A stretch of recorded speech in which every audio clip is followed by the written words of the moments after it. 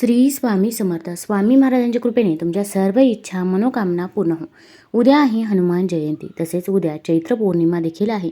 या दिवशी जर आपण काही उपाय केले, काही सेवा केल्या तर त्या खूप खूप प्रभावी ठरतात. रामभक्त भगवान हनुमान हे चिरंजीवी आहेत, हे आपण जाणतो. त्यांना संकटमोचन असेही म्हणतात, कारण हनुमानजी भक्तांच्या हाकेला धावून येतात आणि त्यांना संकटातून तारतात असे बोलले जाते. पवित्र मनाने केलेली हनुमानजींची भक्ती नक्की फलित होते, याचा अनुभव अनेकांना देखील आहे. हनुमानजींना सर्वात प्रिय आहे भगवान श्रीराम. त्यामुळे मारुतीच्या भक्ती किंवा उपासनेत रामांचे नाव घेतल्याने ते प्रसन्न होतात आणि भक्तांवर कृपा करतात असे मानले जाते. हनुमानजींचा फोटो आपण पाहतो, त्यांच्या हृदयात राम वसलेले आहेत. त्यामुळे मारुतीला प्रसन्न करण्यासाठी सर्वात प्रभावी आणि शक्तिशाली उपाय कोणता असेल तर तो रामनाम जपण्याचा आहे. तुमच्या मुखातून रामनाम एकदा जरी आले तरी हनुमानजी आनंदी होतात आणि तुमच्या सर्व इच्छा मनोकामना देखील पूर्ण करतात. हिंदू पंचांगानुसार हनुमानाचा जन्म चैत्र महिन्याच्या पौर्णिमेच्या दिवशी सूर्योदयाच्या वेळी झाला होता. म्हणून अनेक मंदिरांमध्ये पहाटेपासून सूर्योदयापर्यंत आध्यात्मिक प्रवचन आणि प्रार्थना देखील केली जाते. हनुमान जयंतीच्या दिवशी भक्त पहाटे उठून स्नान करतात आणि हनुमान मंदिरात दर्शनासाठी जातात. हा विधी सामान्यतः सूर्योदयापूर्वी सुरू होतो, कारण हा हनुमानाच्या जन्माचा तास मानला जातो. पहाटे भक्त हनुमान चालीसा म्हणतात आणि गूळ, केळी आणि खायच्या पाण्याचा प्रसाद देखील देतात. अनेक भक्त या दिवशी हनुमानाचा आशीर्वाद घेण्यासाठी दिवसभर उपवास सुद्धा करतात. अगदी आपल्याला देखील उपवास करणे शक्य असेल तर आपण देखील उपवास करू शकता, किंवा करणे शक्य नसेल तर तुम्ही फक्त हनुमानजींची पूजा सेवा केली तरी पण चालेल.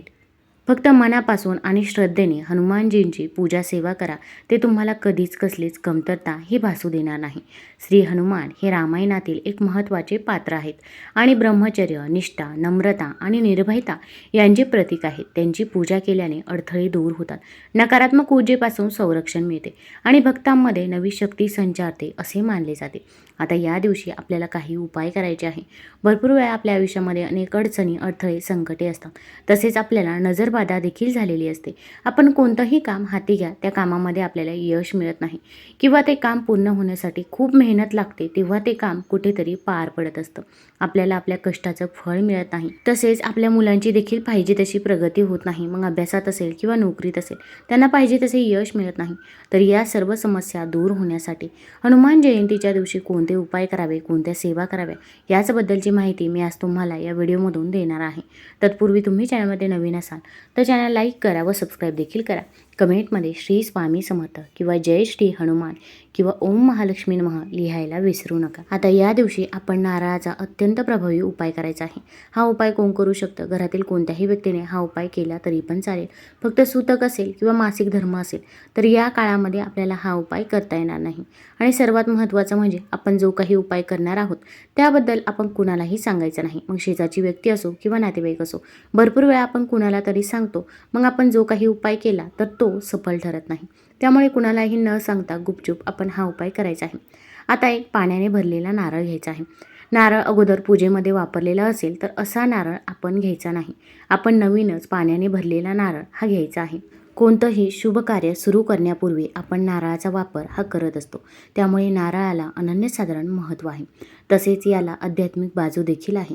असे मानले जाते की भगवान विष्णूने पृथ्वीवर अवतार घेताना देवी लक्ष्मी, नारळाचे झाड आणि कामधेनू सोबत पृथ्वीवर आणले होते. नारळाच्या झाडाला कल्पवृक्ष असेही म्हणतात, ज्यामध्ये ब्रह्मा, विष्णू आणि महेश या त्रिमूर्ती निवास करतात. नारळ ही भगवान शंकराला खूप प्रिय आहे. नारळावर असलेल्या 3 डोळ्यांची तुलना भगवान शंकराच्या त्रिनेत्राशी केली जाते. म्हणूनच नारळ अतिशय शुभ मानला जातो आणि सर्व पूजेमध्ये तो आवर्जून वापरला जातो. आता आपण एक पाण्याने भरलेला नारळ घ्यायचा आहे. त्याचसोबत आपल्याला सिंदूर घ्यायचा आहे. आता सिंदूर का घ्यावा त्यामागे देखील कथा आहे. भरताने तेल आणि सिंदूर माखून हनुमानाची जखम बरी केली. याशिवाय दुसरी प्रचलित कथा म्हणजे सीतामाईला भाळी कुंकुम सिंदूर लावताना हनुमानाने एकदा पाहिले आणि माई, हा टिळा आपण कपाळावर का लावताय असे हनुमंताने सीतामाईला विचारले. असे केल्याने तुझ्या स्वामींचे आयुष्य वाढेल असे सीतामाईने हनुमानाला सांगितले. तेव्हापासून आपल्या स्वामींचे म्हणजे प्रभू रामचंद्रांचे आयुष्य वाढावे या उद्देशाने हनुमान आपल्या सर्वांगाला सेंदूर माखून घेऊ लागला. आता आपण हा सेंदूर घ्यायचा आहे, नारळ घ्यायचा आहे आणि सेंदूराने त्या नारळावरती आपल्याला स्वस्तिक काढायचं आहे. स्वस्तिक हे शुभतेचं आणि मांगल्याचं प्रतीक समजलं जातं. जिथे स्वस्तिक काढलं जातं तिथे नेहमी शुभ कामे होतात असे म्हणतात. त्यावरती थोड्याशा अखंड अक्षता अर्पण करायच्या आहे आणि हा नारळ आपण मंदिरामध्ये घेऊन जायचा आहे. त्याचसोबत आपण एक मातीची पंती किंवा कणकेचा दिवा घ्यायचा आहे. आता जर तुम्ही कणकेचा दिवा घेणार असाल तर तुम्ही कणकेचा चौमुखी दिवा घ्यावा. त्यामध्ये आपण मीठ टाकायचं नाही तर चिमूटभर हळद टाकायची आहे. चमेलीचं तेल असेल तर चमेलीचं तेल त्यामध्ये टाकावं.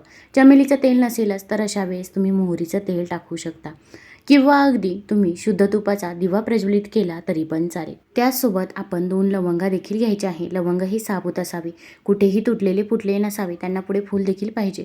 असे 2 लवंग देखील सोबत घ्यायचे आहे. आपण हे सर्व घेऊन हनुमान मंदिरामध्ये जायचं आहे.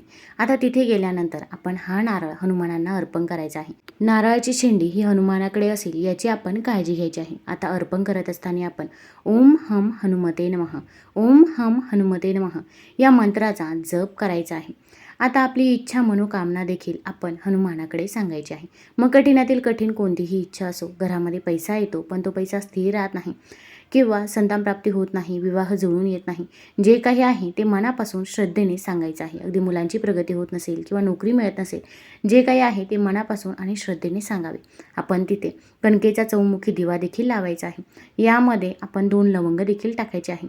लवंग देखील आपण हातामध्ये घेऊन आपली इच्छा मनोकामना बोलून आपण त्या दिव्यामध्ये टाकायचे आहे. आता तिथे दिवा प्रज्वलित करणे शक्य नसेल तर अशा वेळेस तुम्ही अगदी या दिवशी तिथे तेल अर्पण केलं तरी पण चालेल. आणि आपण तिथे बसून जर आपल्याला हनुमान चालीसाचे पठण करणे शक्य असेल तर आवर्जून हनुमान चालीसाचे देखील पठण करावे किंवा तुम्ही घरी येऊन देखील हनुमान चालीसा नक्की पठण करू शकता. हनुमान चालिसेची प्रत्येक पंक्ती प्रभावी आणि महत्त्वपूर्ण आहे. जो व्यक्ती नियमित हनुमान चालिसा वाचतो त्याच्या पाठीशी बजरंगबली सदैव उभे राहतात असे मानले जाते. हनुमान जयंतीच्या दिवशी अनेक जण आपली तीव्र मनोकामना पूर्ण करण्यासाठी सकाळी लवकर उठून हनुमान चालिसा पठण करण्याचा संकल्प घेतात. अखंड ज्योत लावून या दिवशी पठण केले हनुमान चालिसा बजरंगबली अति आनंदाने स्वीकारतात. आता या दिवशी आपण या सेवा केल्यानंतर आपण आणखीन देखील एक उपाय करायचा आहे की ज्यामुळे आपल्यावरती असणारी नजरबाधा किंवा आजारपण असेल, इडापिडा असेल तर ती दूर होण्यास मदत होईल. आता घरामध्ये एखादी व्यक्ती आजारी असेल किंवा तिला नजरबाधा झालेली असेल तर अशा व्यक्तीवरून आपण एक नारळ 7 वेळा उतरवून घ्यायचा आहे. आता उतरवत असताना म्हणायचं आहे, माझ्या मुलाला, पतीला जी काही नजरबाधा झालेली असेल, दुःख, दारिद्र्य, गरिबी, संकटे याच्या मागे असतील तर ते पूर्णतः दूर होतील असे आपण म्हणावे. आता हा नारळ घेऊन आपण हनुमानाच्या मंदिरामध्ये जायचं आहे आणि मंदिराच्या बाहेर आपण हा नारळ फोडायचा आहे. आपल्या मुलाबद्दल, पतीबद्दल ज्या काही समस्या आहेत तर त्या समस्या आपण बोलायच्या आहे आणि यानंतर हा नारळ फोडायचा आहे. आपण जर तिथे या दिवशी असा नारळ फोडला तर आपल्या घरामधील जी काही नजरबाधा आहे, इडापिडा आहे, दुःख, दारिद्र्य, गरिबी आहे, संकटे आहे तर ते दूर होण्यास मदत होत असते.